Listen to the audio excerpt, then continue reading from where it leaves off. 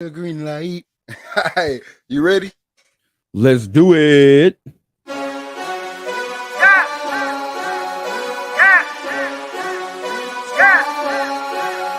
What? I mean, it's been turning on with her. The girl around us and she loving her. If we don't know you, don't come close to her. If you with your girl, let me hear you say what? Good afternoon, good evening, good night. This is season 3, episode 17 of the Read, Talk, and Listen podcast. I am your host, Nick Reed, along with my brother and co-host, Trey Reed. How you doing tonight, man? Bruh, I'm doing pretty good. Hey man, I started a new workout this week and my body is feeling beat up. Started a backcountry workout, you know what I'm saying? So a workout that's more directed towards backcountry hunting, climbing up mountains, you know what I'm saying, getting low, crawling underneath brush and all that stuff. So my body's like, what are we doing, bruh? But you got to get right, man. You got to get ready for that stuff, especially being, which I actually had a whole different. I don't know if you caught that little stutter in my intro. I really had like a little intro I was gonna give you today because I'm kind of liking how this dreaded archer stuff is rolling. So I was about to be like, introducing, Trey Reed, otherwise known as the dreaded archer. How you doing tonight, man? You know what I'm saying, bro? Right. I ain't want to put it out there. But the dreaded archer's got to be able to climb under brush. He's got to be able to climb up a mountainside. He's got to be able to come back with the harvest. That's Bro, the dreaded archer style. bro, That's what happens. hey, I gotta be able to get a not only get out there and get deep in amongst them, but I gotta be able to and haul them bad boys out. You know what I'm saying? An elk is Exactly. 400-500 pounds of meat. Exactly. You know And, what I'm and saying? this story has been told on the pod before, but anytime we're talking about hauling anything out, I gotta bring it up, man. I still need to get this shirt made. And all it's gonna say on the back is, man, my legs is burning. My thighs burning. My eyes is burning. Hey, my thighs burning, man. Oh man, we hauling out my first South Dakota buck. And Yeah, I mean, first buck in general. exactly. And he was a nice sized deer. Uh and man, my boy wasn't having and my boy's thighs wasn't having. Hey, I was probably the most out of shape that I've ever been in my life during that hunt. And I thought, because normally we just pull the truck up, throw them in the back, and we gone. Yeah. But but out of all people, you had to kill the deer in the most difficult spot possible. You know what I'm saying? So we get to dragging that joker out, and I ain't gonna lie, man. Hey, y'all might think we BSing, but I bet you that deer undressed probably weighed about 300 pounds, easy. I mean, Would yeah, you say definitely. 300 pounds? Definitely is in there. 250, 275 for Yeah. sure. No, Tanner. It wasn't no Bambi. That wasn't no Hey, Bambi at all. literally, there's a picture of it, guys, and we'll put it up on the RTL page if we can. I don't know if that's like morbid or not, but we put it No, up on the RTL page, and I'm actually holding his head. When I'm not lying to y'all. It was like curling a 50 dumbbell, easy. easy. Like his head, just his head alone, was at least 50 pounds. I mean, he was a nice buck. Yeah, no, that's not a picture you would want to post. That's something in the hunting community we say is not giving an animal any dignity on his way out. Exactly. but Little Nora but Ray trying to make her way into the podcast tonight. I'm hey, around back there. hey, try and get her camera time, man. But no, hey, kid you not though. We get the dragging this deer out, and I at the time I thought that I was in some kind of shape. Man, we got the dragging that dude out, and nah, bro, my thighs and lower back wasn't having it, man. And not to mention we wasn't on an even terrain either. We going up and down hills and all that. So Yeah, yeah, for sure. But man, not about it. that's always a funny story to tell, and it's gonna be told forever, especially when you talk about hauling anything out. But man, it was crazy, man. But bro, what's been going? We're going on a Wednesday tonight, so that's a little switch up for everybody. Wednesday, I'll be on the road tomorrow night, you know what I'm saying, heading down that way. Mama just make the big purchase, you know what I'm saying? Probably, with any person, be the biggest purchase of your life, purchasing the house. So gotta come Exactly. down and help her move, you know what I'm saying? Help her move. Most definitely, yeah. That's gonna be something crazy. Moving out of our childhood home. Not all the way childhood home, but I know. I guess I was in what, sixth grade when we moved there. So you were in what, I was going to my freshman year. going into your freshman year? You know what I'm saying? So I spent a lot more time there than you did. Um, but it's gonna be crazy, kind of like bittersweet moment. Oh You know yeah, what I mean? got to put it close to 13. You know what I'm saying? 13. Not only did it provide for us, but it provided for a whole lot of people in Texas County. Regardless if you went to Pleasant Grove, Liberty Outlaw, or Texas High, you didn't had a meal at 13 or so. So you had some kind of experience at 13. Most definitely, man. So it's gonna be a little bittersweet moment, but hey, we always, like we say on the show, green arrows Always going going up. up. You know what I mean? And that's what it's all about. You know what I'm saying? So hand claps to mom. You know what I'm Oh saying? yes, sir. Upgrading the crib, getting the bigger crib. You know what I mean? Nicer crib. Got to give the hand claps. Hard work pays off. And that's right. 13 is a historical landmark. They really should just knock it down and put a placard right there. Right. You know what I mean? But Put a plaque right there, man. exactly. Historical landmark for sure. Uh, but bro, this has been crazy right now, man. I got some new stuff underway. A lot of work going into it right now. So I'm moving around, interviewing, doing stuff right now. So it's like it's been a wild week for me, even though it's only Wednesday. It feels like it's a Thursday or Friday. Yeah, dude, man, work has been crazy. You know what I'm saying? We got new programs and stuff coming out. So I'm meeting with, retailers and trying to get stuff, get meetings set up and get stuff sold in. And it's just like I look up and it's like 9 o'clock I mean not 9 o'clock, but it's already 3 o'clock and I got 10 or 15 calls already made. I'm like, I don't even feel like I've done 10 or 15 calls, but you know what I'm saying? That's what it is. Exactly, man. Then also last weekend, I finally said I was going to do it, and I kind of made a few renovations to the new Read Talk and Listen studio. I had it at first; it was really just the man cave where I played my Xbox at, but now I kind of converted it into the Read Talk and Listen studio as well as the Read Gaming spot, man. Because I started a little gaming channel. Not really started. I've been having it Brock_drama on Twitch, but Right, now I right. got the new streaming service and everything rocking. You can see me while I'm playing, hear me talking and stuff like that. With it playing in the background. Plus, I got a little spot for little RTL ad space, Read gaming, whatever else I want to throw on there. Uh, it's just some new stuff, man. We just got a lot of stuff in the works right now.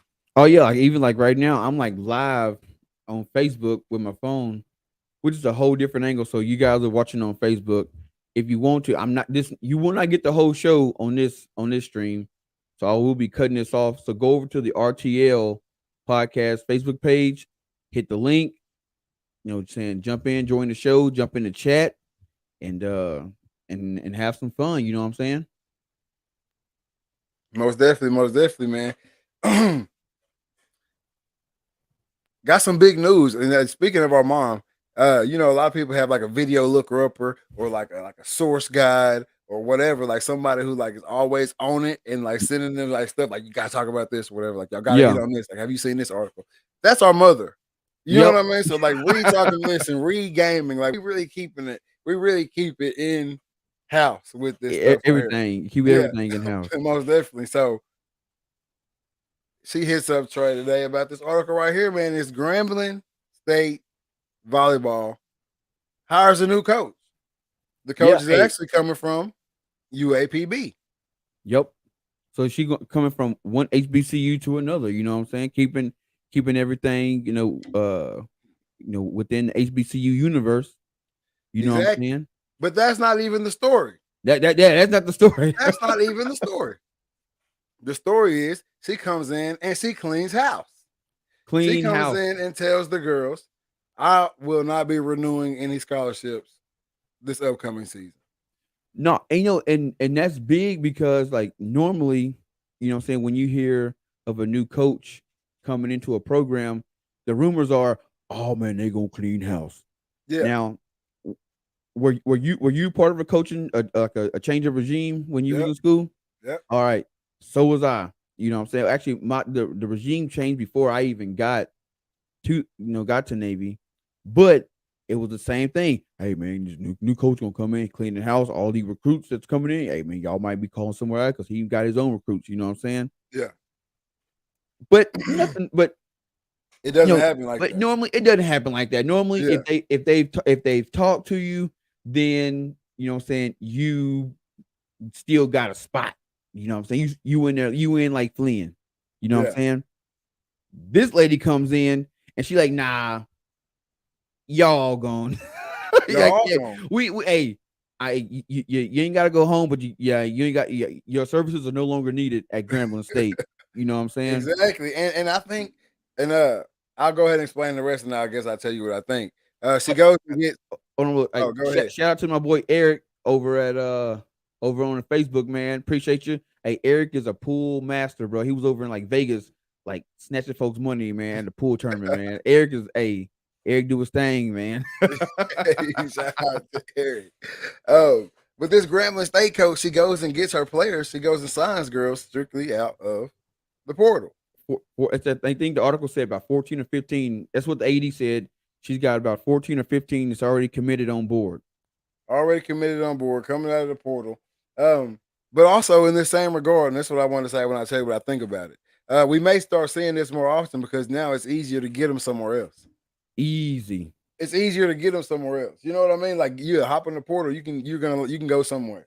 Yep. You know what I mean? So we may start seeing coaches come in and actually cleaning house, per se. I mean, because truth be told, like when you thought of when you think about the past when it came to recruiting, you know what I'm saying? A coach had to keep what he had there, but he needed about a year, maybe 2 years to get the players that he actually wanted in the program. Exactly. Right? All right.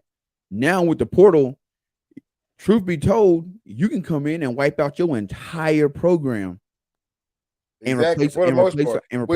Which football is always going to be hard because I mean it's 100+ guys. You know what I mean? So right. That's always going to be hard. But basketball, soccer, track, Yep. obviously volleyball. Yep. You know what I mean? Baseball, softball. When these sports where we have, maximum 30, I can find 30. Easy. I can sure find 15 or 20. I mean, how many players entered the portal? What did we say that last show? The last number count I think we had was like 2,700, and that was just football. That was 2,700 of just football players. So when you start thinking about swimming, basketball, gymnastics, volleyball, track, all that, you looking at what would you say would be a good estimate? Probably about what 5,000-6,000. I mean, I wouldn't put it past it. So let's just say 5,000 or 6,000. Yeah, we're gonna say there. All right, and let's say for volleyball, you got about, I don't know, say you got 500 people out of volleyball. You think it wouldn't be hard to find 15 people to play volleyball? You don't need, because they're about big as a basketball team, right? Yep. So you got about 15 people on the volleyball team, bro. You can fill a whole bracket. You can fill a whole bracket. You can fill not bracket, but a whole roster. Exactly. And it's slightly done. It's slightly done. I don't think it would be hard to do that. With the increasing amount of athletes coming up in today's world, there's no telling. And that's another thing too. Like whenever, because I know, say in my class, let's just put it this way: in my class, there were 2 guys that signed. Right. You know what I'm saying? There were 2 guys that signed to go play. Now you at almost any school, you're gonna find 3 or 4 or 5. Easy. You know what I mean? Like it's just an abundance of athletes, and there's an abundance of spots. You know what I mean? So yep. That's why we see 2,700 guys in the portal. They're going somewhere else. You know what I mean? Like they're not just hopping in the portal and going home. They're hopping in the portal and they're landing somewhere as well. Oh yeah, I mean, I'm sure people if you smart, before you enter that portal, you probably already talking to a school and saying, "Hey, I'm looking to enter the portal. You got a spot for me." Oh yeah. Just go ahead, put your name in. We hit you up tomorrow morning. Most definitely. All right, and click of a button. Next thing you know, boom, you went from Ohio and then State also to Kansas. With the portal, you can come back. You can come back. They have to accept you, but you can come back. Oh, see, I didn't know that. So you can hop in the portal. It don't pan out, coach. Hey, I looked out there. I couldn't find nothing. Let's see if we can work it out here. If he say, all right, let's try to work it out. You back on. Right. So that's also another option. It's kind of, and then in the basket, it's just kind of like the basketball. Now those guys can declare for the draft. they don't get picked or they don't go where they want to go, they can come back. How long do you think will it be until the NFL adopts that same policy? I think it's kind of tough because you already have to stay in the NFL. In college for 3 years. Right. You know what I mean? So they're kind of like I think that's like the I don't even know how to word this. I think that's kind of like the it factor or something like that for the NFL draft for a lot of guys because most guys are trying to come out that junior year. You know what I'm saying? Do I come back and be a senior or do I hit that leap? You know what I mean? And so I don't know if they'll take that away because then you're gonna have everybody because every football player. Football's different. Every single football player thinks they can make it. You know what I mean? Right. They think they're ready right now. So when you get to the junior year, you're gonna have every single player declare for the draft, and then 75% trying to come back because you weren't ready. Right. But I guess the timing of the draft is kind of bad because like if you are say you're an all conference all American linebacker, it's your junior year, and you decide, you know what, they got me projected to go second, third round. Let me give it a try, and then you don't get drafted at all. It's kind of bad timing because your coach has already recruited somebody to fill your spot. You know what I'm saying? Because they got in mind you leaving. Exactly. Then you come back, it's like, hey, G, we ain't got a spot for you. We didn't give you a scholarship, boy. Exactly, bro. That's So what I don't know. Like, yeah, it's wild. But hey, before we get started, hey, Facebook fam, if you're watching, go over to the Read, Talk, and Listen page, and you'll be able to catch the rest of this show. And we out. Most definitely. Also, if you're watching on this page, share, like, and make sure you follow the page. Make sure you give the page a like as well, man. And if you're watching on the go, make sure you go ahead and subscribe, hit that notification button so you can hear our voices. You can hear these voices on any platform that holds a podcast. You can hear my voices along with the voice of the Dreaded Archer. For sure. And also, man, make sure y'all hit that share button, man. We don't. I see a lot of people watching this show, but we don't get the shares. Make sure you share. Let everybody know you tuning in. Let everybody know what podcast you listening to. Because we spit some knowledge on here. We get funny. And last episode, you even got to see us get rowdy. We probably could have posted some Brandon Marshall Ray's neck pics. You know what I mean? From the last episode. So if you tuning in, man, make sure y'all share it, man, because we want to spread the Read, Talk, and Listen podcast as far as we can spread it, man. Hey, I don't know. Hey, just saying, I saw the numbers jump up. So whoever was watching on my page just jumped over here. Hey, exactly. Appreciate it. Exactly. Follow us around, man. Watch this because we got a lot of stuff. Y'all really gonna get to follow us around this summer, man. Because jumping back to earlier when Trey was talking about getting ready to crawl under bushes and stuff like that. We won't be crawling under bushes per se, but we're gonna be out there in the bush, in the muck, in the mountains, in the hills, in June, my bad, in June. With the TAC Total Archery Challenge, man, it's gonna be lit. We're gonna have the GoPros going. I got my GoPro somewhere around here. I recently pulled it out. I found it. I'm about to get a couple. You know what I'm saying? We had a meeting over in Montana, and your boy was in the meeting answering a bunch of questions. So yeah, I got a bunch of wild points. So I'm going to the company reward store and buy. I probably about 3 or 4 GoPros or something, maybe about 2 or 3, however many we need. But yeah, get it popping. Get it popping. My boy Measley said, "Where's the love?" Hey man, you already know Measley, man. Like, we can't wait till season 4. Y'all gonna get Measley back out here, man, back in the action. We've been working, man. A lot of conversations, a lot of computer work, a lot of tech stuff that I do not know. So they all having to teach me. These last 3 seasons, y'all. These last 3 seasons, I literally just sit down at my computer, turn it on, and like, okay, we're talking about this. Let's go. You know what I'm saying? Read the article here, read the article there, read what we're about to do, and let's get it. I'm on here. I never got it in the back end. Popping those little comments up, popping those all that up, never been me. It's always been one of them. You know what I mean? So having to learn all that stuff, you know what I'm saying? It's been crazy. It's been crazy. But like I said, I told y'all once I did the little stuff to the to the studio, we going all in. Oh yeah, gotta go all in, man. Like the LA Rams, baby. Going all in like the LA Rams, man. But speaking of going all in, me and you kind of went in on this earlier, and it's wild because we talked about this about 2 years ago. Yep. About this was what would happen about 2 years ago. And a lot of people got upset or whatever. A lot of people didn't agree with it, whatever. But we said that the Black Lives Matter movement wasn't really about what it was portrayed to be about in the beginning. You know what I Right. mean? And you already know how I feel. If I'm giving my money to any organization or anything, I would just like to see where my money is being used for good Where or is where going it's being used for change, right? for sure. The last thing I want to see is the group of people that I have given my money to turn around and are just living a lavish life off of it. Balling out of control. You know a little bit more about this than I do. Right. I am recently becoming aware of the mansion. I'm recently becoming aware of the parties. Um, but I'm not shocked by it. But I want you to explain a little bit about what's going on. All right. So I know a lot of fans gonna be like, oh, why you guys talking about this? The last couple shows we give you guys nothing but sports, and we have a lot of fans like, hey man, y'all never really hit on no real topics. Y'all talk about sports, but like before you guys hit on a little bit of everything. You know what I'm saying? A little bit of politics, even though we really ain't got no background in politics at all. Yeah, But yeah. people felt like we knew what we were talking about. So this show gonna be a little bit. We're gonna hit on a little bit of this, some of the stuff that's going on in politics and a little bit of the like social happenings, but it's not gonna be a norm. But anyways, back to what you were saying. So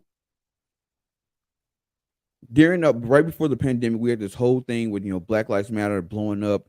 You had the whole George Floyd incident. You had the Ahmaud Arbery incident, and Black Lives Matter just really like took off Took and advantage. took advantage. Thank you. Now they took off after the Michael Brown incident. You know what I'm saying? That's when they really kind of got their like foothold in the media, Yeah. and then everything else just kind of fell into place for them. Well, they are making buku cash. I'm talking about donations after donations to donations, upward to around like $90 million. You know what I'm saying? Yeah. Well, of course, you get $90 million. You can make a lot of change with $90 million. Exactly. Or at least Now, implement it. or at least try to implement something. You know what I'm saying? You got a lot of political power. Yeah. Now, with that $90 million, what they did was they funded a lot of the Democratic candidates that was running for either Senate, governor, even up to the president. And then they took a lot of that money and they went and bought out. They bought I think the Patrice Colored lady. She bought like 3 houses in California, which houses in California ain't cheap. Yeah. You know what I'm saying? And not just regular houses, like mansions. You know what I'm saying? In white neighborhoods. So you are a black activist who says you're supporting black community, but you buying houses in white only gated neighborhoods. Not white only, but you know what I'm saying, but majority white neighborhoods. You know what I'm saying? Yeah. So you separate yourself from the people. Then they're When you buying didn't houses, live there before. and you didn't live there Gotta before. make sure that's out there. So all right, so then you're also buying houses over in Hawaii. You're buying houses in other countries, and all of a sudden the Black Lives Matter movement kind of just stopped. So then people started digging, of course, because like me and you, if I'm donating money to a particular cause, I want to see where the money is going. So Exactly. people started asking, "Hey, look, it's been reported you guys got $90 million. What are you guys doing with these $90 million?" You had Michael Brown's father come out and say, "Hey, look, Black Lives Matter made a ton of money off my son's, demise, and we hadn't seen any of the money. We got youth facilities we're trying to build, and we got all these plans. Where is this money that you guys says for us? We're not seeing anything." You know what I'm Exactly. saying? And then they come out and tell him, "Well, if you filed the proper paperwork, you guys can't use us as a way to get this cash. I shouldn't file any paperwork. I should let you know this is what I need, and you give it." Exactly. Well, of course, people started digging, and then they started finding the houses and the cars and the vacations and all that. And it posed the question like, why is that when when these activists jump into a situation or they jump in to fight for a cause, the cause is all good until money starts getting involved. You know what I'm saying? You get in the position you want to be in a position to change, but once you get in that position to change, you don't make the change. Exactly, exactly, and that's a crazy subject right there, or I guess a crazy situation, right?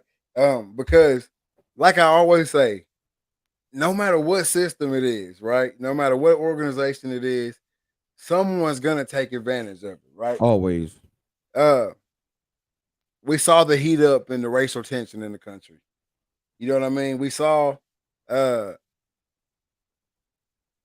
the black people against the police. Yep. You know what I mean? We saw all these rifts.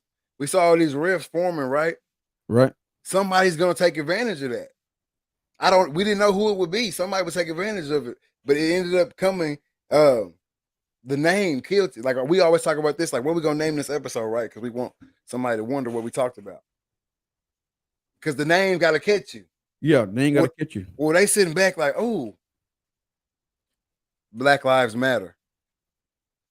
Most black people have to get behind it. You have to because you black, so your life has to matter. Exactly. And like I told you the other day, if I smell smoke, I gotta look for the fire. I can't just go to sleep. Right. I smelled smoke. I gotta go find out where it is. You know what I'm saying? And when it first came out, when you I think it was you, matter of fact, you sent me a link to the page and you was like, read this mission statement. Yeah. And I read the mission statement and I was like, hold up, this don't say nothing about black people in it. Nothing. And so I smelled the smoke. Started looking for the fire. This happened. Y'all wasn't there. This happened again. Oh shit, y'all wasn't there. Hold up. They ain't got money to bury him. How they ain't got money to bury him? How his family fight? I can't get a lawyer to fight in court. Still put up a GoFundMe. The questions were just there, and now this is all coming out. It's all coming to light, man. It's really a sad situation. It's really sad. It makes me upset. You know what I'm saying? Even though I saw it coming, it still makes me upset. But I think it's a sad situation. Because even to this day, someone probably gonna watch this and be in our messages saying how wrong we are for not getting behind the Black Lives Matter. Right. You know what I mean? So like, it's really sad because they've pulled the wool over people's eyes so good. That even to this day, people are willing to die on the hill with them. And I don't know how to get past that. No, I mean it's hard to get past it because like when you think an organization is out to make a change and you're a person that you would want to see change, it's easy to get behind it. You know what I'm saying? Yeah. And especially when somebody that's running the organization look like you, so you like I feel like I have to support it because for so long we don't support our own. So it came like a crucial time where there was this racial tension. You know what I'm saying? We had a guy in the White House that basically split the country in half. You had the, people that was for him, the people that was against him, and there was no middle ground. You know what I'm saying? Exactly. And I was one of those people where you was like, bro, he had to get out because I was on the fence, like, hey, I think he should have stayed. He was like, no, if you didn't see where you at because demographic is different, but down where you at, you was like, bro, you could see you could feel the difference. You know what I'm saying? Even though people weren't saying or doing stuff, you could still feel the tension in the air. Exactly. I understand that, and it was just a combination of almost like what they would say a perfect storm. You know what I'm saying? And they took full advantage of it. You know what I'm saying? They took full advantage of it. They preyed on people's fears, and then just like all these events that started taking place, where it was just like a killing after killing after killing, and it was like they were showing up, but they were being selective to where they showed up at, and I'm like you. That's where I was like, wait a minute. I see the name of your organization, but it only seems like it only happens when in a certain situation. If it's not, but it's not every single life. It's only a one particular life in one particular situation. Exactly. You know what I'm saying? Most definitely. And you said something too that I don't want to skip over because I think it's a huge, huge statement and it needs to be highlighted. And then also, I can expand on it too. You said like people get into a position of change. They want the change, right? Yeah. You want the change. once you're in that position of change, you have to make sure you follow through. Now, just getting to that position ain't changing shit. No, You know but what I'm saying? yeah, You but got to get to that position and actually do what you said you're going to do, not get to that position and then bring what you're trying to change to that position. That will never work.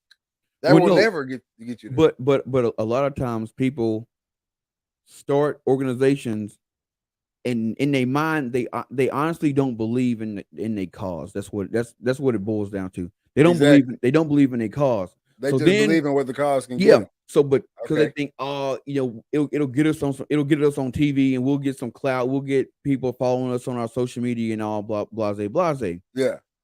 But then the money come.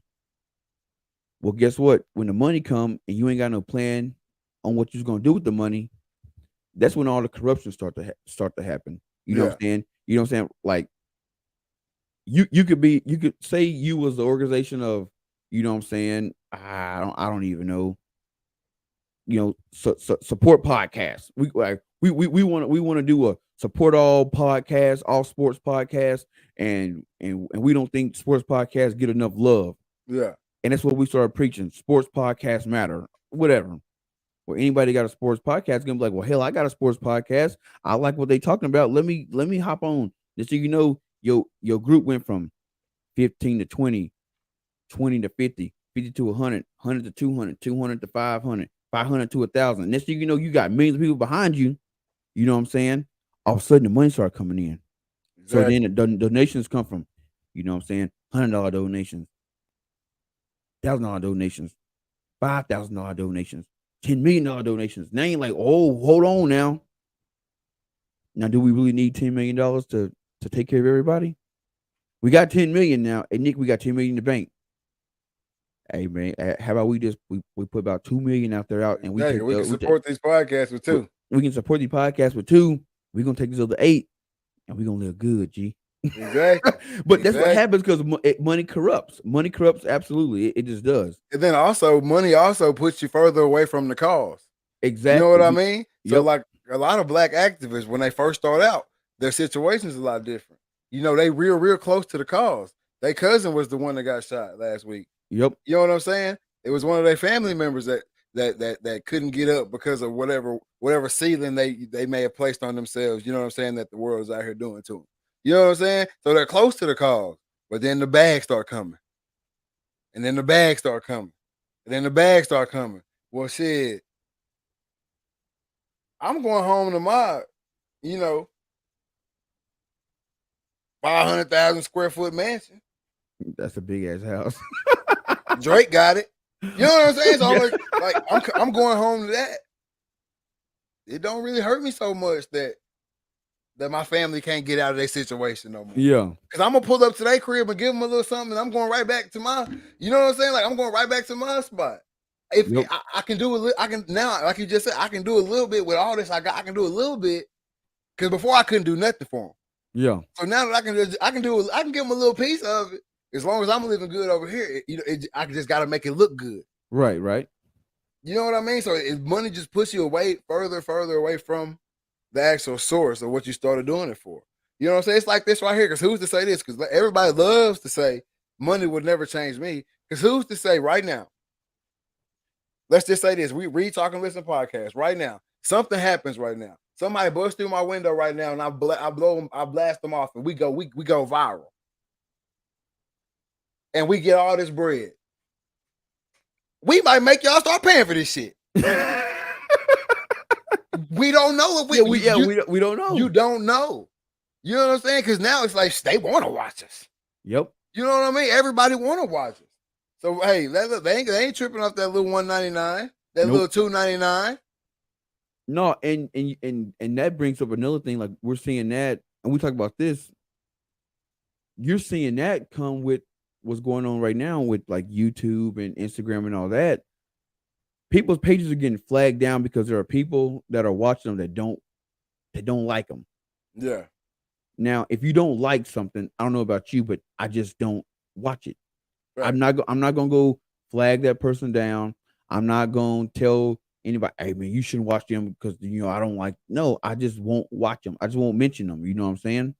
Because as soon as you tell somebody mean, you shouldn't watch them. What's the first thing they're gonna go do? Go watch them. Because they want to see why you don't like them. So just don't mention them at all. So Exactly. people are losing their pages, and people are, and a lot of YouTube content creators are saying, "Hey, YouTube, you guys, like, I have 3,000 people watching me live, but you guys are letting 15 people that don't like me flag my page down, and now I got to start over from scratch. That's Yeah. BS. So how about you put up a paywall that says, hey, look, if you want to watch this person's stuff, you got to pay that $1.99, that $5 a month." Exactly. And if they want to watch that stuff, they don't mind to pay that. So that's what I'm saying. Like, you don't know what's gonna happen when you get the money. Right. I know they want to watch me, so like I want to charge you for it. And if you still want to watch me, you're gonna pay that. You know what I'm saying? So I think a lot of people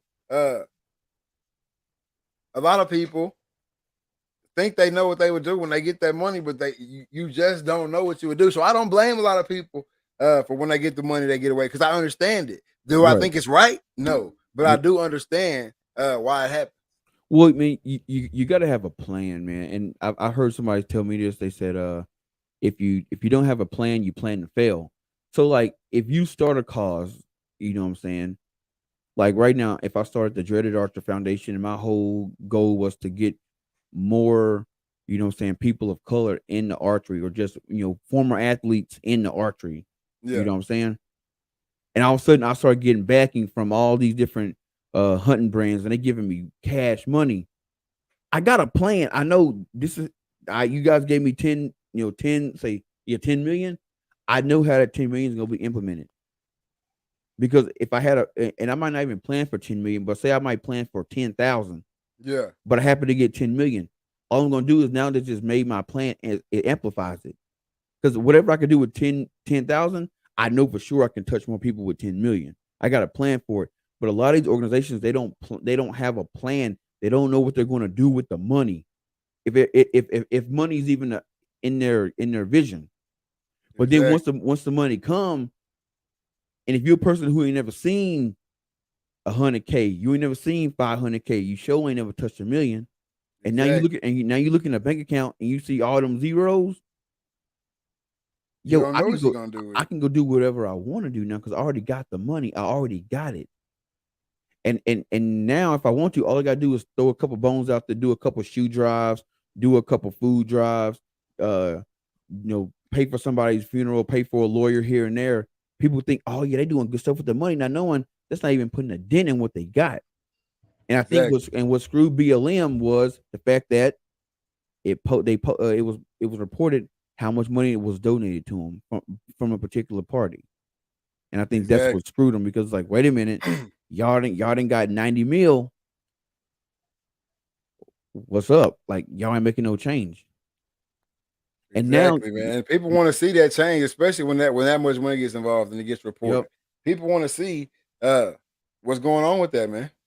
Yeah, and then if you if you have chapters, so say you became Black Lives Matter, but then you got Black Lives Matter Little Rock, Black Lives Matter Memphis. So you got all these small chapters. Everybody's trying to get a piece of the pie. Everybody want a piece of the pie now.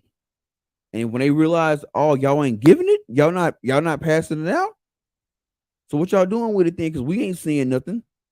Exactly. And then y'all disappear. So it's just, my thing is, people, if you start an organization and you really want to make some change, have a plan in place. You know what I'm saying? Because too many times people get scammed out of whatever, because people prey on your fears and your wants. And the worst thing, and the best person to target, the weakest person to target, is somebody who wants something, who needs something. Exactly. They willing to do whatever to get to it. Exactly, man. And my boy Percy just said it, money always changes people in some way. It may be for the good, it may be for the bad, but money always changes people. I mean, hey, they say it, when your money change, your mind change. Most definitely. Hey, if you're tuned in right now, if you knew you just tuned in watching it, you are live with the Read, Talk, and Listen podcast, man. Share this page, like this video, subscribe to the page, subscribe to the YouTube, and most important, share this page, share this post. We are going live on a Wednesday night. We're normally on Thursday, so some people might not have that notification bell clicked. They might not have been following instructions like the Dreaded Archer. and they don't have that notification bell click, so they don't know we live on this Wednesday night. So go ahead and share it and get it, man. Get it. And yeah, there is a lot of people at church, but that's why we got it on Spotify, Apple Podcasts, iHeartRadio. What else? We got it on Buzzsprout. Anywhere you can hear the podcast, you can hear the voice of myself and the voice of the dreaded Archer. For sure. You are now tuned in to the RTL podcast. I think Percy said he had to say it, but a lot of churches do it, unfortunately. Yep, that's true. Oh, I thought he was talking about people being at church on Wednesday, but yeah, that's true too. No. He talking about people passing around a collection plate. Oh yeah, most definitely. Been had a building fund for 25 years, ain't bought a brick. Oh, wait, boy, you coming to town too? You know you finna get it. Building fund for 25 years, ain't seen a brick. Seen more brick than with Gucci Man.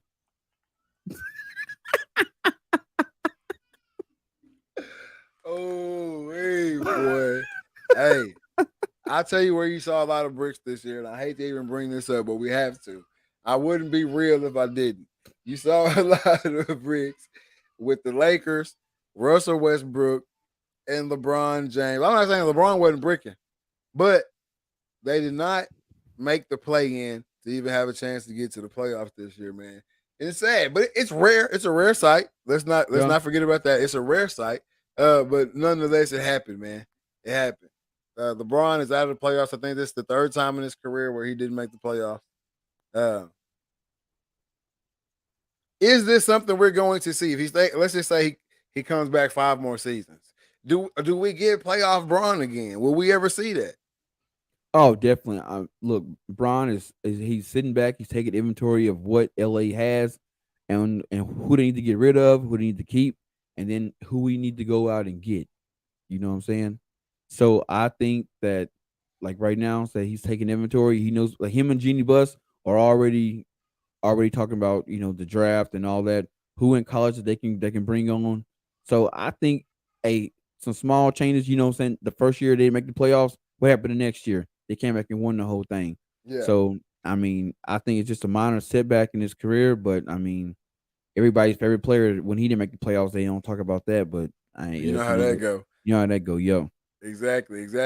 But this is my thing right here. Is he gonna stay? He gotta stay. He gotta stay. He has Bronny that's over at Sierra Canyon. Okay. You can't up and move him, can you? Why not? And he doesn't. And listen, and this is LeBron James. I don't think Bronny has to go to school anywhere else if his dad goes to play for another team. You know what I mean? It's not like he can't. They can't still live in LA and him play for whoever. You know what I mean? But Percy says I think AD being unhealthy played a big role in that. I think that's true. AD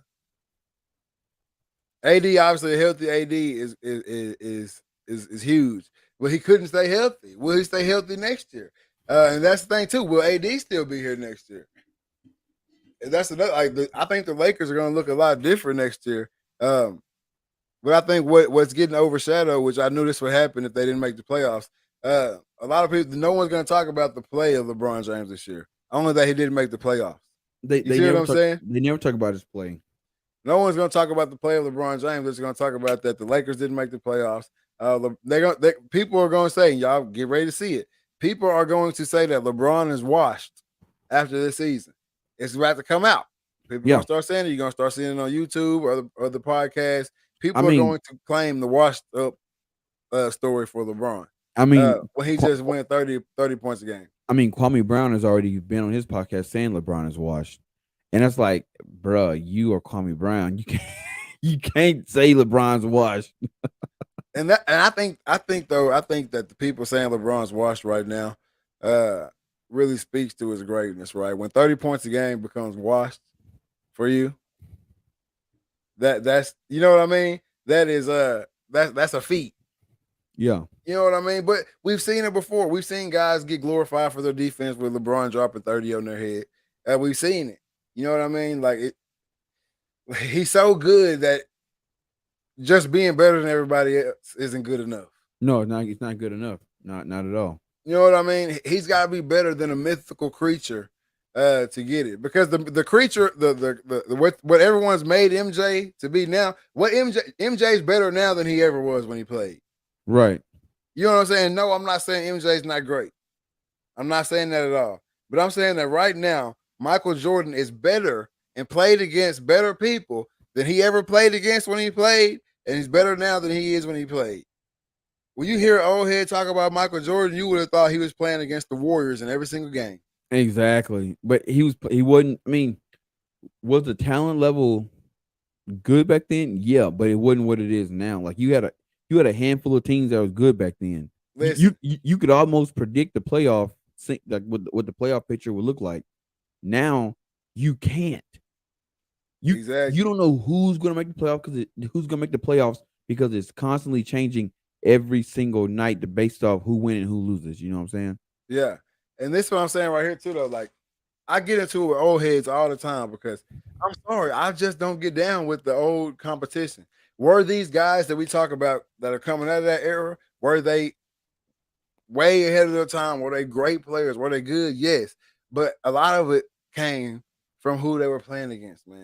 Who they Exactly. were playing against. You always got to take that into consideration. It's just like this right here. Even as great as LeBron is and what he's doing right now, whenever I'm 50 years old, LeBron will have shot it from the parking lot. You know what I'm saying? Through the sky roof and made a 3-pointer to win the game. You know what I'm saying? To my great grandchildren. And that's just how it goes. And I think that's what I'm saying. Like, I had somebody text me today and say, it was a thing saying like it was LeBron whenever he was like talking about someone, the person asked him, you know, what makes you think you're the greatest of all time or whatever. He said, I don't know about that, but I'll tell you this. I was a part of two of the greatest teams, you know what I'm saying, that have ever been, and that won the finals. The two hardest championships or Right. whatever it was. He said. And then the guy was trying to make a point that you never hear these great players have to explain why they're great. You know what I mean? And all I said back was, those guys aren't ever compared to anybody. Even right now, Michael Jordan's not being compared to LeBron James. Nope. LeBron James is being compared to Michael Jordan. And Michael was never compared to anybody. Everybody was like, he was always league of his own. He was always like he came in as the greatest. Like, nah, man. Like he had to be compared to somebody because his game had to be modeled after somebody he watched.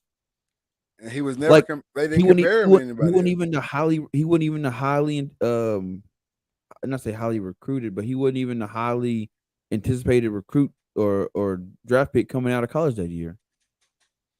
And exactly. Hey, check this out right here. Check this out right here.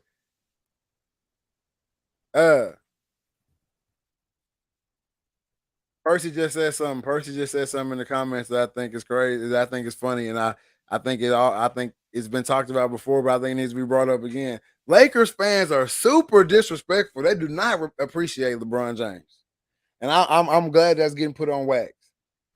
I'm glad that's getting put on wax. They don't. They don't appreciate LeBron.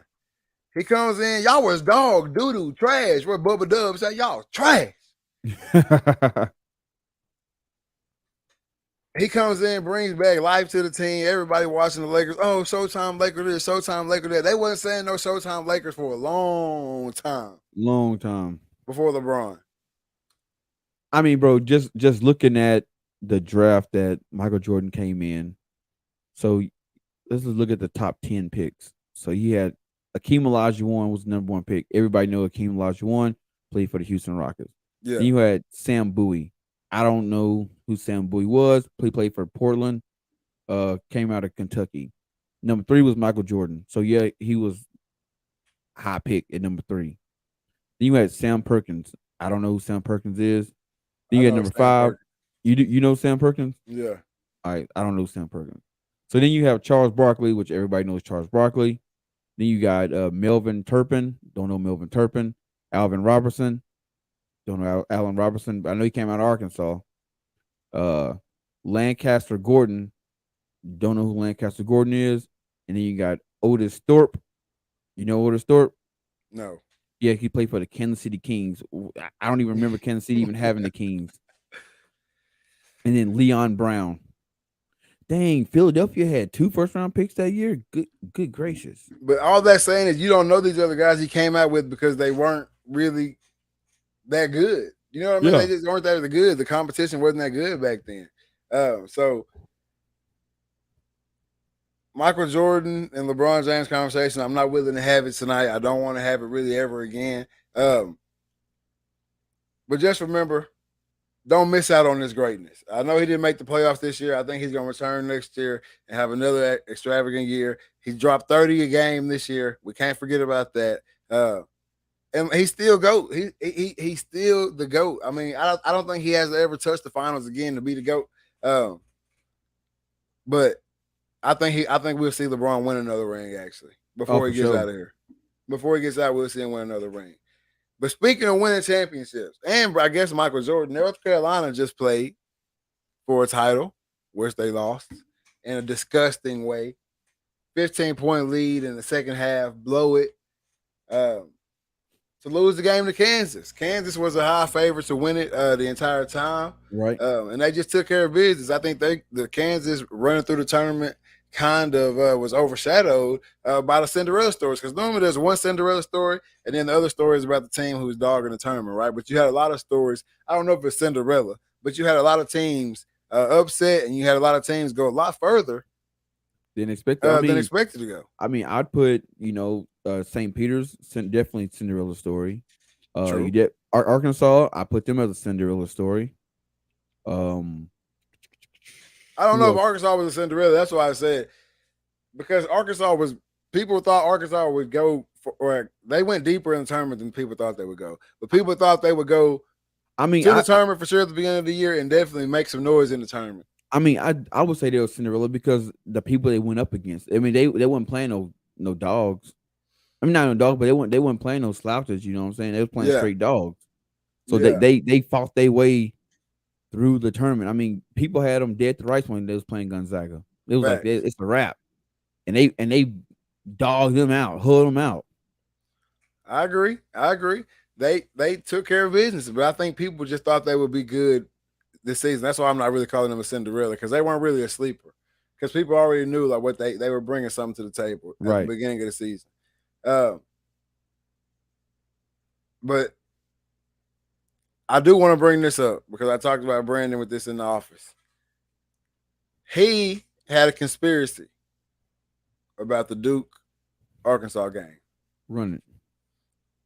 He thinks that Duke was given that game. The refs cheated Arkansas out of that game, gave Duke that game so that they could have a Duke North Carolina matchup. Well, first he said so the Duke could win a championship and Coach K could ride off on the sunset. Okay. Then he changed it to so they could have another Duke North Carolina matchup and the views would go crazy. That's his conspiracy on the tournament. What do you think about that? Yeah. I mean, I wouldn't run it past it. I mean, sports, as much as we like to think that sports is more about the competition, when it comes to the media, it's about the story. Yeah. As a media sports person, I can't sell Arkansas Duke. I mean, I can't sell Arkansas North Carolina. I can't sell that. But I can definitely sell you Duke and North Carolina because, I mean, that's a Tobacco Road rivalry. Yeah. You know what I'm saying? They right down the street. So, yeah, I mean, I wouldn't run it past sports, man. Yeah, I wouldn't run it past it. See, this is my thing right here when it comes to rigging games. If I'm rigging one for you, I'm going ahead and get you there. If I'm rigging one for you, I got to go ahead and get you there. It's not worth me rigging it for you to lose the next round. That's coming from the conspiracy theories, me. I mean, yeah, no, I would though. I would say I can get you to the game. Because that means I got to make sure North Carolina winning too. I don't think they had a doubt North Carolina was going to win. But if I'm gonna fix one, I'm gonna fix two. That's what I'm saying. So that's what I'm saying. It gets to being a lot of fixing. Yeah, but if I only got to fix, it's easy to fix two games. You got to fix more. You got to make sure they get there. Well, no, because the story don't start folding. You don't start fixing shit. No, the bracket's already lined up for them to meet that game. No, the bracket is lined up, but first you got to sit back and let stuff play out and say, all right, do we have something in the making? And then once you start seeing it take form, then you start getting your chips in a row. Like, all right, now we starting to see this could take place. We think this is gonna be where the views are. Let's go ahead and run it. Let's go ahead and hey, let's make it happen. I don't think so. I think that's your savior. If you're gonna be if we're gonna fix something, and this is my method on the conspiracy theories, and this is how I sit back and figure out if something's shaky going on. I'm not. This is gonna be my. This is the conspiracy only gonna come in a saving moment. I'm only gonna pull this out to save something. So if the tournament ain't doing well on views, I'm gonna pull this. I'm gonna pull this stunt to save the tournament. But the tournament was killing it on views. The tournament killed it on views. There was no need to fix anything to get more views. The people, the March Madness was gonna get watched as much regardless or who was in that game. No, that's true. I mean, March Madness always gonna bring the views. I don't think they've ever had a down year. That's why there's no reason to fix March Madness because the little bitty team winning it is just as exciting to watch as a Duke, North Carolina. Bro, and I think if anything, a lot of people were kind of about that game because if you remember the last Duke, North Carolina game, they bust their neck wide open. Right. So a lot of people were kind of like, here come again. Exactly. Yeah, bro. So I don't know. I'm gonna tell you how the tournament do. I'm in Sioux Falls, South Dakota. Yeah. I see two cats coming to the gas station. Tell me what kind of hat they had on. Arkansas. St. Peter's. St. Peter. St. Peter. I just looked, and I didn't even say nothing to them. I just looked like, are we for real? Like you trying to tell me y'all been St. Peter's fans?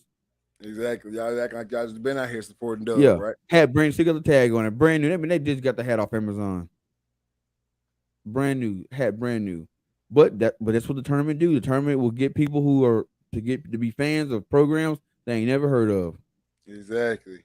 But that's how I go. But hey, I got a question for you though. I was thinking about this in the car today. All right. So here in South Dakota we had our SDSU women, the Lady Jackrabbits. Oh, first of all, hey, SDSU men's basketball. I rode with y'all, and y'all did me in. That's all I want to say. I rode with y'all, and y'all did me in. But go ahead. Hey, but yeah, so you at the USD. It's a rivalry between USD and that's University of South Dakota and SDSU, that's South Dakota State. Big old rivalry. You know what I'm saying? Especially, with football, but definitely with basically in all sports. But anyways, so this year you had the USD women make it to the women's tournament, and they made to the. I think they made to the Sweet 16. I think. Yeah. Or Elite 8. One of the two. But then you had the SDSU women go to the NIT bracket and sweep that joker, won that thing. So it posed a question: would you rather go to the tournament, the March Madness tournament, and lose, by making it to the Sweet 16, or would you rather get to the NIT and get a championship and get that ring? Which one do you take? I mean, for me, it's all about the experience, right? I'm not saying you don't get a great experience at the NIT, but how many people can walk out of that locker room and say they walked out there and played? Because every March Madness game, for the most part, ends in some crazy way, buzzer beater, you know what I'm saying, last second shot, whatever it might be. So I think I got to take the March Madness. I got to take getting to the Sweet 16 in the March Madness, right? Because that experience has to be better. Yeah. That experience just has to be better. It's just like, would I rather go to the Hawaii Bowl or would I rather go to the playoffs? You know what I'm saying? I go to the playoffs. I want to go to the playoffs and lose. Yep. I'd rather go to the playoffs and lose. Because I thought about it, I'm like, I don't know. Like, because now, even though USD had an amazing season, they beat some amazing teams throughout the women's tournament. Yeah. They get overshadowed in South Dakota because they didn't come home with any hardware. Exactly. You know what I'm saying? So now you look around South Dakota, especially Sioux Falls, you see a whole lot of SDSU women NIT champions. It's on all the the billboards, and it's all in the newspapers, and it's on the news and everything. Everybody talking about it, and no one's talking about USD. And it's like, well, damn, we beat some big name schools, but y'all didn't win nothing. Y'all didn't come on with nothing. Yeah, I didn't But come home. these ladies, they brought home a chip. Yeah, and I think for the recognition wise, obviously you want to bring home the goal. You want to bring home something. You want to have something to show for the recognition. But just as a player and the experience, I gotta go with the bigger play in. I gotta go with the bigger opportunity. I just have to. I do it every single time. I don't think there's any situation where I would be like, no, let me go play for this lesser one and think we can win this one. I don't think there's any situation where I'm just not built like that. Yeah. Well, I mean, definitely when you look at, like, it's weird because, like, I could never tell you who won the NIT men's bracket. I don't think nobody really watches that. Yeah. But I think with women, like women basketball, your best teams are in the tournament. So yeah, if you get to the NIT and you was just like a game outside of the tournament, there's a chance you might bust down in the NIT because the best teams are already in the tournament. So you playing a bunch of scrubs if you want to be honest. Exactly. So I just don't think I would ever pick that. But I don't want to get too far away from the St. Peter's talk because St. Peter's is getting a facelift. Oh yeah, they had with 3 cats dip out and hit 3 the portal. guys are hitting the portal, and we can only guess, which I guess it would be what you call an educated guess, that these guys are going to Seton Hall. Yeah, coach graduated from Seton Hall. He came to St. Peter's as a coach. Obviously, did big things over at St. Peter's. Got that organization into the tournament. And you see, they made some noise in the tournament. Picked up a couple NIL deals, and he was offered a job back at his alma mater. Of course, he took it. Got to go home. And if I'm going home, hey, Mom, I got some folks I want you to meet. You know what I'm saying? I'm gonna secure my bag at least a little bit. Yeah, and it's probably the 3 cats that got him to what he did over at St. Peter's. Yeah, I mean, like I said, you've heard it here on RTL before. We are a huge fan of the portal. Like, anytime there's any kind of portal news, we're gonna report on it because we're a fan of it. We want it to keep going on. We don't want this to be just a temporary thing. We want it to be a permanent thing. Make it permanent because it is giving players options. You know what I'm saying? It's putting power into the players' hands. It is never good when you have a power struggle. When you have one person or one side that has all the power and the other side is sitting out in the cold. Exactly. I think the NIL has given more power to the players. The portal made it 50-50. Once they implemented NIL, they made it 75-25. Straight up. Yeah, straight up. And I think it's good that way, at least for now. We'll see what happens. And, the reins may have to be pulled back or whatever. But the portal's a great thing, and it's rocking. And, man, I'm excited about it because next year college football is going to look so different, y'all. Way different. College football is about to look so different, y'all. Like, the way we talk about the tournament, dang, this team is happening. Like, because there's some portal news that's not being talked about, right? Like, some guys are going down a little bit or whatever, and it's going to be some guys in some conferences, like, you're going to be like, what the hell?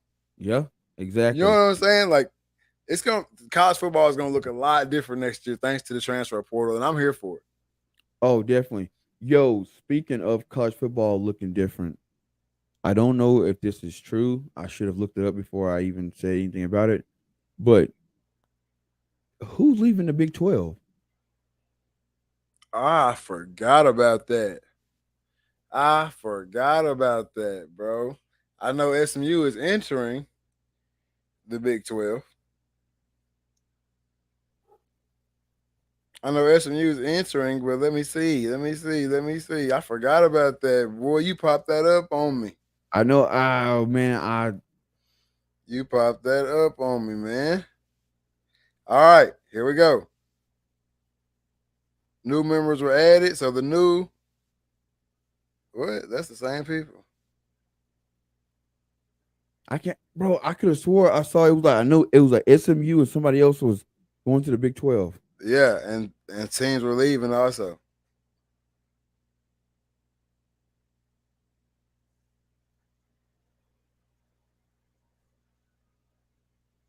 I can't remember now. Dang it. Exactly. And nothing's official on here, so I don't even really want to report on it. Yep, never mind. Drop it. I can't, But bro. there is going to be a new Big 12, guys. It's coming too. That's no cap. It's going to be a new Big 12. There's 2 teams leaving, I think 3 or maybe 4 teams coming in. I want to say so. It's on the way. College football is going to look a lot different. Not only player wise and other teams becoming really really good that you might not have recognized in the past, but also with these conferences getting shaken up. We can't forget Texas and Oklahoma are joining the SEC. 2 more teams are leaving. I cannot believe that I did not save that. 2 more teams are leaving, and I think 3 or 4 are coming into the Big 12. And so the other teams that are leaving are not going to the SEC. They're going like the Pac-12 and stuff like that. Yeah. So The Big 12 is adding BYU, Central Florida, Cincinnati, and Houston. okay. And do you see who is leaving? I don't see who's leaving. Anyway, they're going to the Pac-12. Whoever's leaving, I remember reading that they're going to the Pac-12, something like that. So obviously somebody's getting out of the Pac-12 and going to be going somewhere else too. So like what I'm saying, college football is going to be a crazy landscape next year, and it's going to be fun to watch. Man, teams are going to be, because you got to think about it, Texas and Oklahoma. They've got to be ramping up because they got to get ready. They gotta get ready. They got to get ready to go to the SEC. So it's about to be a totally different landscape next year, man. A totally different look for college football, and it's going to be off the rip. And the Read Talking Listen is going to be here reporting on it every single week. So make sure y'all stay tuned into the podcast, man. Man, I can't believe I didn't save to see who was leaving, because it was, I think it was like, wasn't it TCU or Baylor? Say that, but I can't. Baylor's leaving. Baylor's leaving. That's what it is. Baylor and somebody else. I knew it was Baylor. Hey Trey, check this out right here. We got a question. We got a question for you in the comments, man. All right. Since we're on the topic of football, Trey was playing semi-pro Trey was playing football in Texas, semi-pro in Texarkana fun. It seems like it was, but I worry about the risk of getting injured. Yeah, semi-pro in Texarkana is trash. It's trash, and I look. I'm gonna keep it 100. Can I keep it 100 with y'all tonight? Keep it a buck. The semi-pro organizations in general are trash buckets, and I'm gonna tell you why. Because you got a lot of guys who the highest football they ever played was high school. All right, so the highest they ever played was high school. So they try to run it like a high school team. 2, you got the coaches who they've never coached anything in their life, thinking they're Nick Saban coaching. All right, and then they try to sell this dream to players that you can get to the NFL through semi-pro football. Yeah. Let me tell you now, there is never, and I'm not 100% sure on this, but if I was a bed man, I'd say this: there's never been a player drafted in the NFL or picked up by NFL team through semi-pro. Exactly. And not saying that somebody who's been drafted has never played semi-pro. That Right. ain't the reason they got drafted. You know what I'm saying? Like Right. something happened. They were already being looked at. Something went wrong. They ended up playing for semi-pros, trying to stay in shape or something or whatever. Probably killed the year because I seen what you did. So probably killed the year, and then got in contract talks or whatever and got it. Now, just to give you kind of a little peek behind the scenes of the semi-pro, check this out. I came off the couch. Mind you, I didn't play football my last year in college, so I missed a whole year of football. Really wasn't working out. Definitely was not in no kind of football shape. I came off the couch. Very first game, had about 350 yards and 5 touchdowns in that first game. Hands on the knees. Hands on the knees. I remember, you can ask CJ this. CJ will tell you.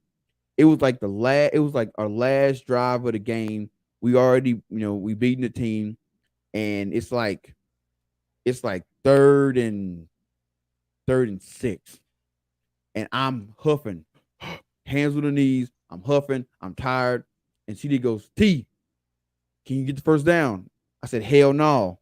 He said, all right, 27 counter, 27 counter. He's, hey, 27 read. Hey, man, I'm going to pull it. I said, all right.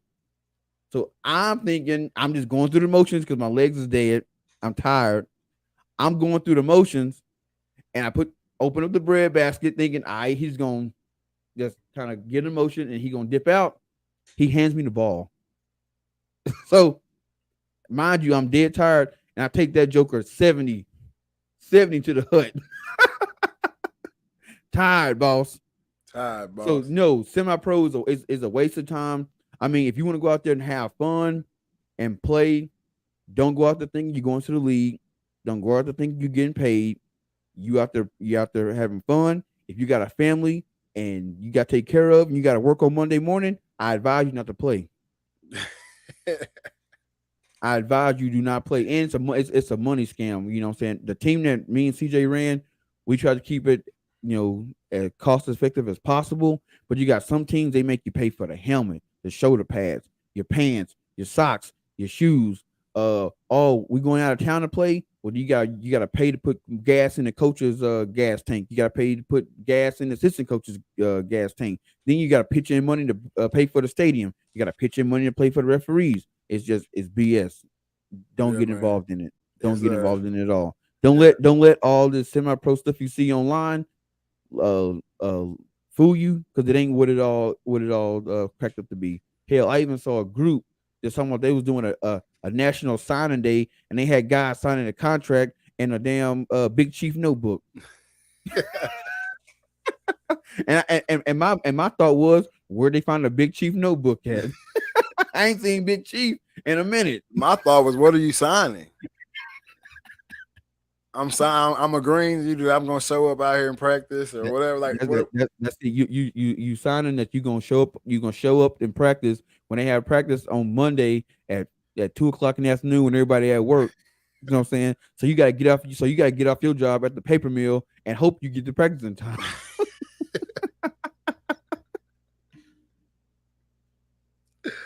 Oh boy, this dude right here is crazy. Hey, with all that, go ahead. We also played a team who had a linebacker who was probably borderline 60 years old, and every time my boy Fozzie was hitting him, he was felt bad hitting him. Had gold mouth out there. Man, it's take enough of a beating. Get him out of here, coach. Hey, with all that being said, I'm gonna go ahead and open up the floor.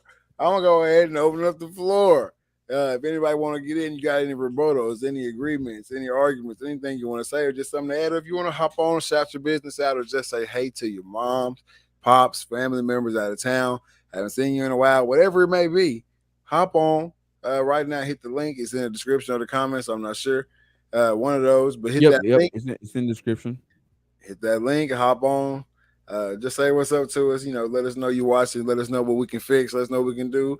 DMs are always open as well for suggestions on topics, anything like that, man. But right now, the floor is open for anybody to hit that link if they want to. Open. Hey, man, I just want to give a big shout out to my boys that Trekking Outdoors. You know what I'm saying? Send your boy a little bit of, free merch over here. You know what I'm saying? Free merch. I know we talked about tech last year. We talked about tech, and this is what I got last year. Tech from our guys over at Public Land Company. Meat Company. Public Land Meat Company. I always leave something off. I always leave off public. Whatever it is, hey, they will be out there again, man. They'll be out there again in that badass bus, man. Hey, we gotta get that bus. I don't know how we gonna do it, man. I'm gonna say, hey, man, I bet you I hit that elk at 100 yards. If I hit that elk in the 12th spot at 100 yards, you got to give me the keys right now. I need that thing. Hey, what he say on life? Hey, every year they get that pig. I want that pig. I want that pig this year, baby. Come on, man. You got to come home with something, man. You got to come home with something. Did they get that pig? They got that pig. If y'all could have played any other position in school, what would it have been? Well, coming up through PG, you pretty much got to touch them all. So I don't know, man. I would have tried my I think I would have tried my luck out at corner. I think I'd have been the best. I would have been a linebacker. Bro, time out. No, not no burnt toast. I was a raw safety ex Coach Jones. Hey, Bro, no, I I'm just promise you, messing with you, man. I'm in Coach Jones' top 3 best safeties ever. I mean, I don't know about none of that, but Name another. I don't know. I said I don't know about none of that. I'm telling you. I said I don't know about none of that. That's all I'm saying. But what I am saying is I would have been a linebacker. I think that's the position, like just strictly linebacker, nothing else, just strictly play linebacker. I think that'd have been something I'd have tried to do. Either corner or I won't say quarterback. Nah. We had that quarterback. No, I ain't no QB. Even though I do have a passing touchdown on my record, but I ain't no QB though. Nope. When I But I came definitely through, would. But defense, any position. If anybody asks me if it's something I'm gonna pick, it's always gonna be on the defense. Yeah, I got the hands of a tight end, but I hate blocking, so that's why I ain't never get down there. I don't know. Tight end. Actually, you know what? I probably slot receiver. Probably would have tried slot. Slot receiver would have been a nice one for you too. Because I could already I could catch out the backfield. So I mean, and I knew how to run route. So who knows? For sure, I would have been something on the defense. I would have just did strictly some defense. I really don't care for offense very much. It's really for the weeks. What offense? Yeah, really for the weekies. Yeah, I mean, yeah, I ain't gonna lie. When you get to college, the guys on the defensive side of the ball, man, it's a whole different mindset. Like they from the time practice start to the time it end, they on go. And they even though y'all on the same team, y'all practicing, they out there thinking it's Saturday and they playing for NFL contract. Exactly. That's how it's gotta be, man. That's how it's gotta be. But at this time of the show, man, you know how it's gotta go. Even though it's a day early, I still gotta check. Mental health checks. 1 through 10. See if we can get it. I got it right last week. How I have to go back. I did. I made sure. 1 through 10. How we doing mentally or in your personal life?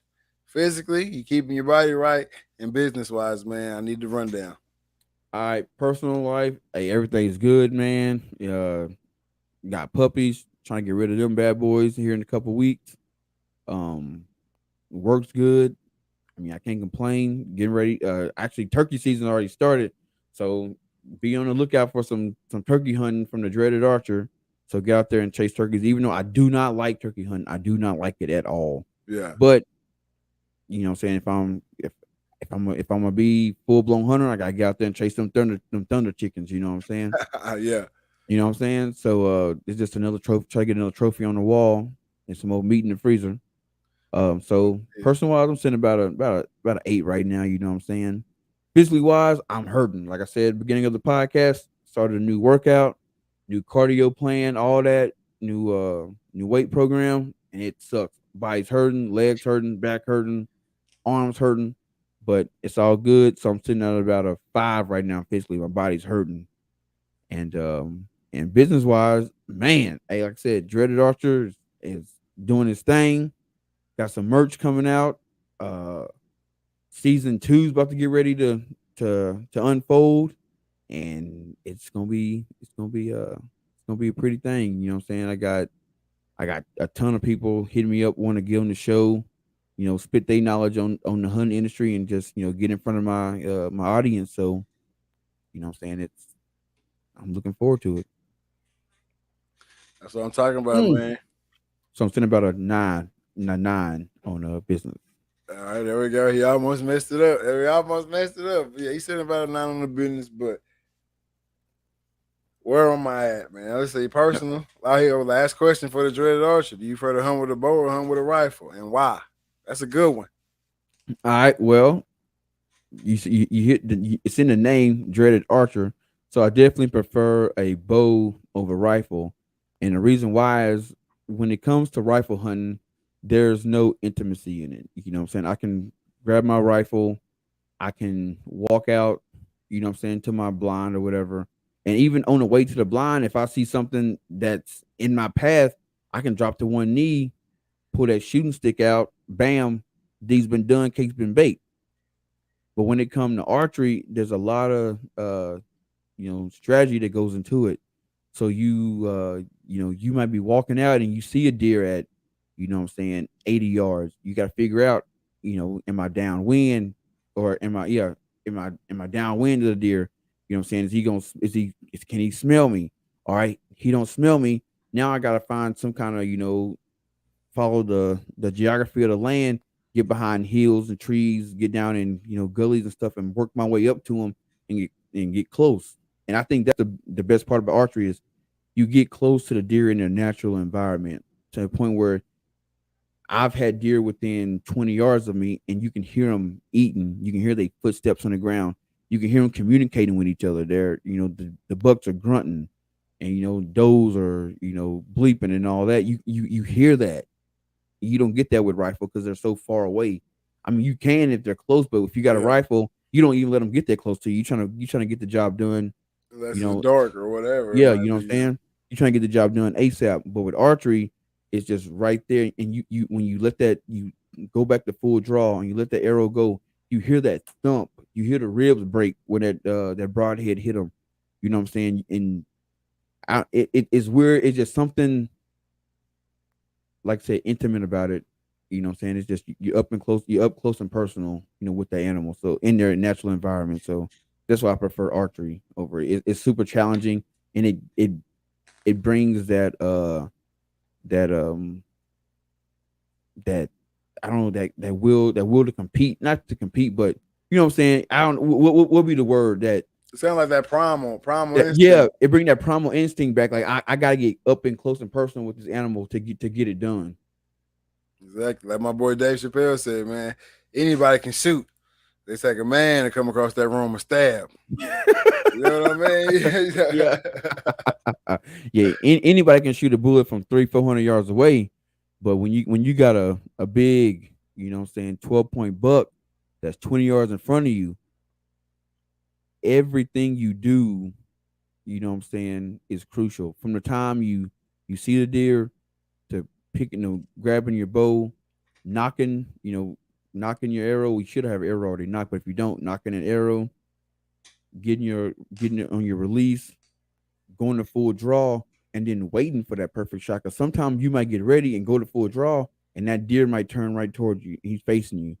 Now you in full draw. You can't let down, so you gotta stay in full draw. Wait for him. He might sit there for 2-3 minutes. Then he turn broadside. Now you gotta worry about calming your nerves down, breathing right, then letting that hitting the release, letting that arrow go, and then follow through the shot. Because a lot of archers, they want to shoot and then look.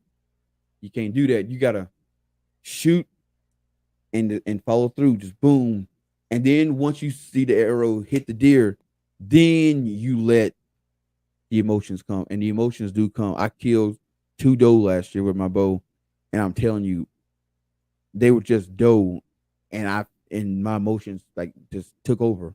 You know what Yeah, I'm saying? exactly. I see you say, what about me, man? Right now I like the rifle. Because I'll sit out there. I'll let them come up close to me with the rifle too. I'll sit out there and watch. But I am also known the first time I see something to bust down too. So like I just like to having the option. I guess with the rifle, I like having the option.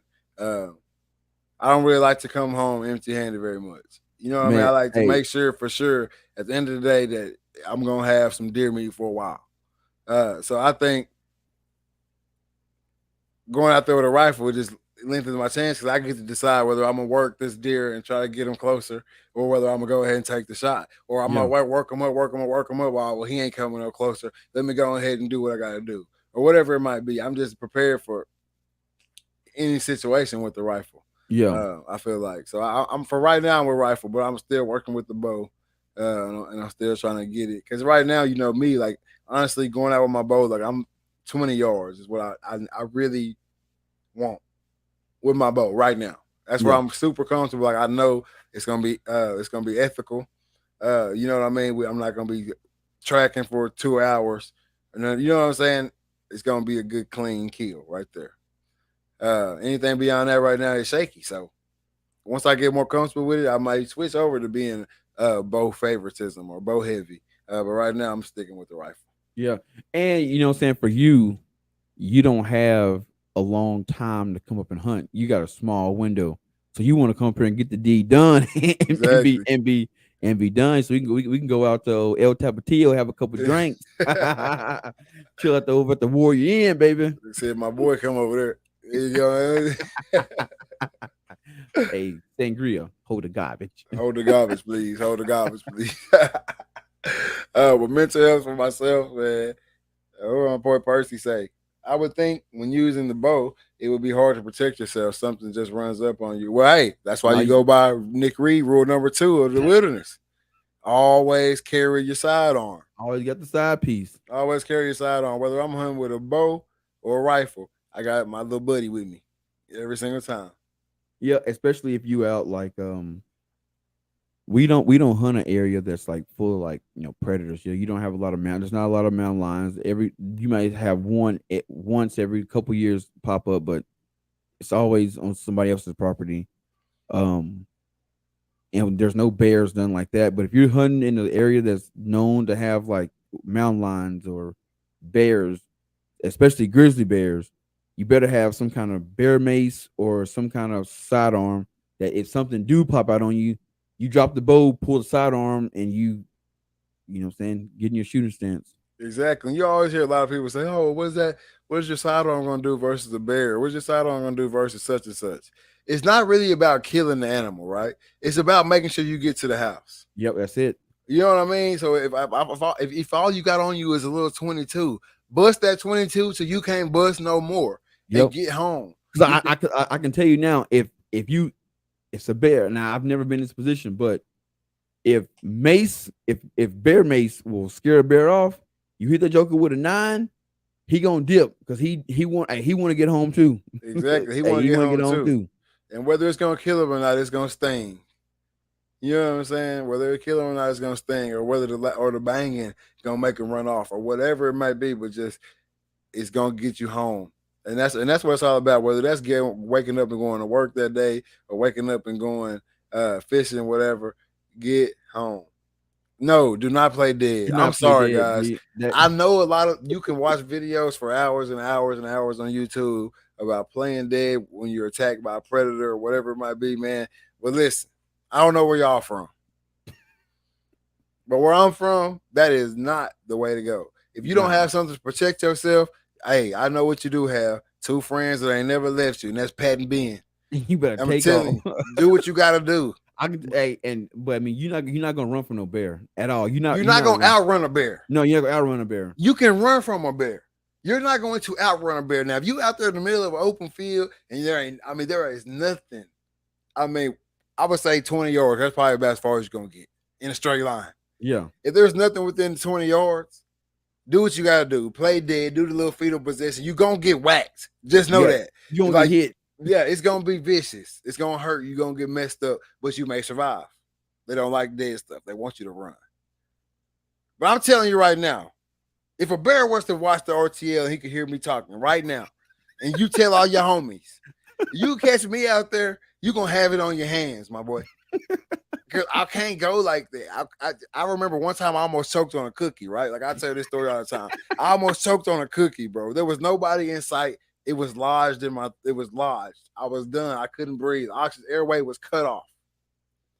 I got on the edge and corner of a table and I Heimlicked myself.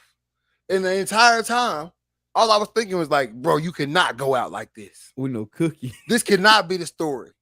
Fucking he choked on a Keebler cookie. Like, yo, look at this fat ass. You know that fat ass always choked on a cookie. I knew he'd go out like that. You know, like that's all I can think about. That's all I can hear in my head. Like, bro, this cannot be the way. And I'm telling you, I love to hunt. And I know a lot of people's like, oh, why you always out there doing that stuff? Why you always out there? So when you run up on me, that's what's going to be going through my head. All the people that tell me I shouldn't be out there. So I got to make sure I make it back, my boy. Yep. So it's going to be, you're going to have it on your hands, man. You're going to have it on your hands. That's it. But with all that being said, man, personally, I'm good, man. I got a lot going on right now, and I'm loving it. This is what I wanted at one point. You know what I mean? At one point, I was like, hey, I'm not doing enough. Now more work is coming my way, more stuff like that. So, hey, that's what I wanted, so I'm doing it. My boy choked on a cookie. Yeah, but so the work is getting up to somebody. My personal life right now, man, I say I'm right 8-9 range. I'm good. You know, it's not never perfect, but I'm up at the top. I'm high spirits. I'm Gucci. Everything A1. Um, Physically, man, I can't complain. I give myself about a 7 right there, 6 really, 6-7 range on the physical. That's about to ramp up here soon though, because it's my time of year, man. It's my time of year. I don't know what it is about the sun, but I just feel better.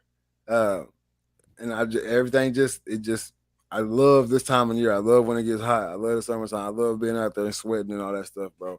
And it's getting my time of year. So physically, right now, I'm feeling good, and I know it's only gonna go up from there. Uh, as these coming weeks and months and the sun and this heat get up there, when everybody else start quivering and withering away and trying to stay in the house, that's when y'all catch me outside on the field. That's when I And thrive. I thrive, baby. That's when I thrive. You know what I'm saying? But business wise, man, hey, you see the studio. It's here. Y'all don't see it all, but I got some new stuff up on the wall. TV's up here. Got the game and everything, all that set up. So business wise, man, it's 9, it's 8-9, it's up there. Everything's going right. We still here. Episode 17, season 3, season 4, right around the corner. That's it. Everything's really already set in place. You know what I'm saying? Like we said before, the guest gonna be coming back. Got some guests in the messages right now of some things that we've never even touched on RTL. Right. So we got a lot of stuff in the works. So I mean, business wise, I can't complain, man. I'm 9, borderline 10 right now with it. Merch on the way, Dreaded Archer merch on the way. So like, it's just everything.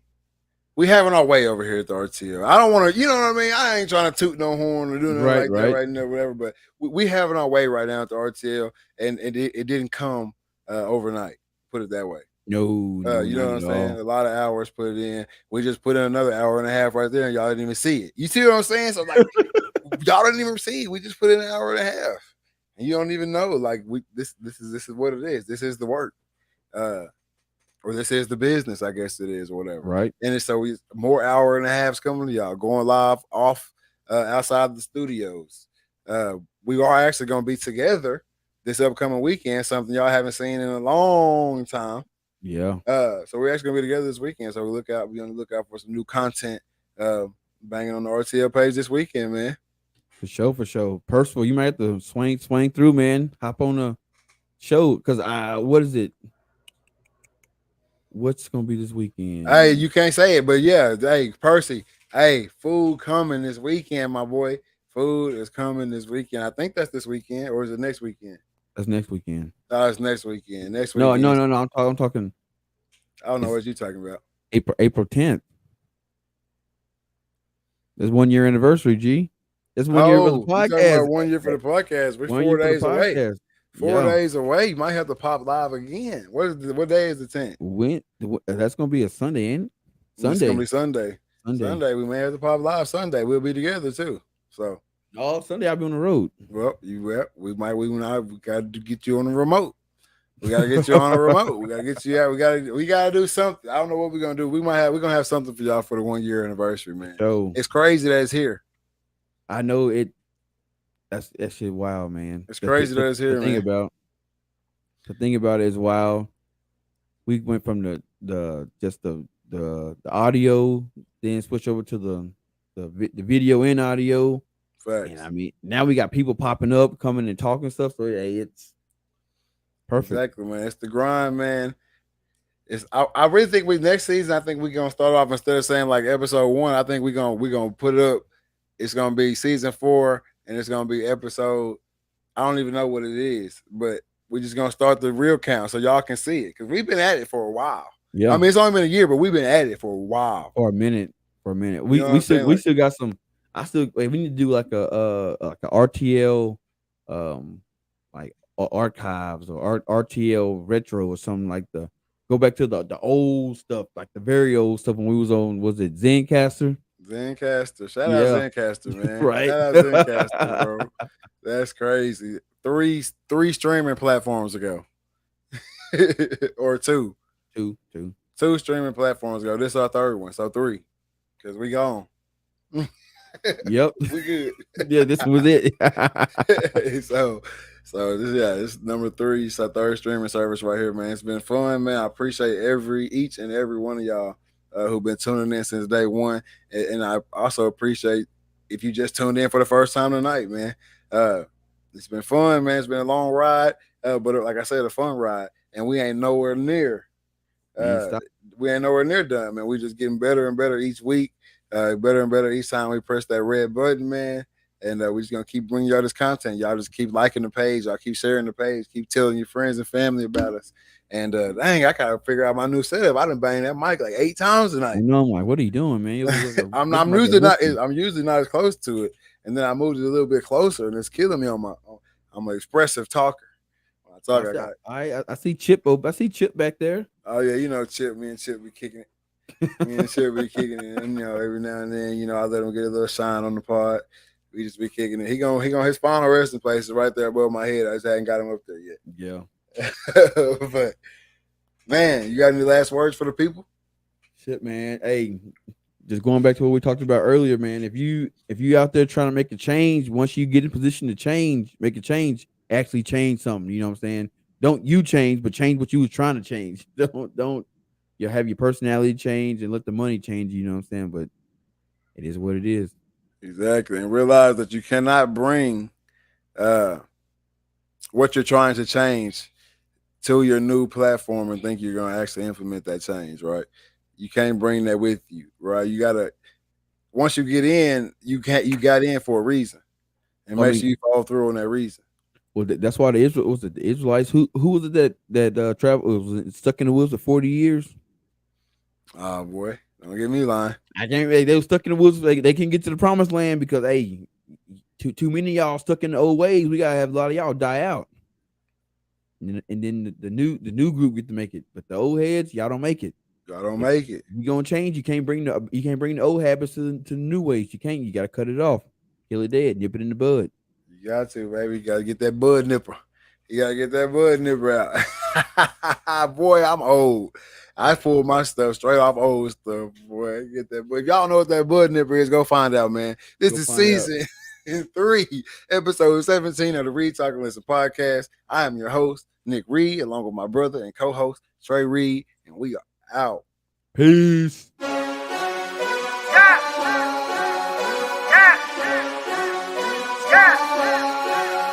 What? I mean, it's been turning on with her. The girl around us and she loving her. If we don't know you, don't come close to her. If you with your girl, let me hear you say, what?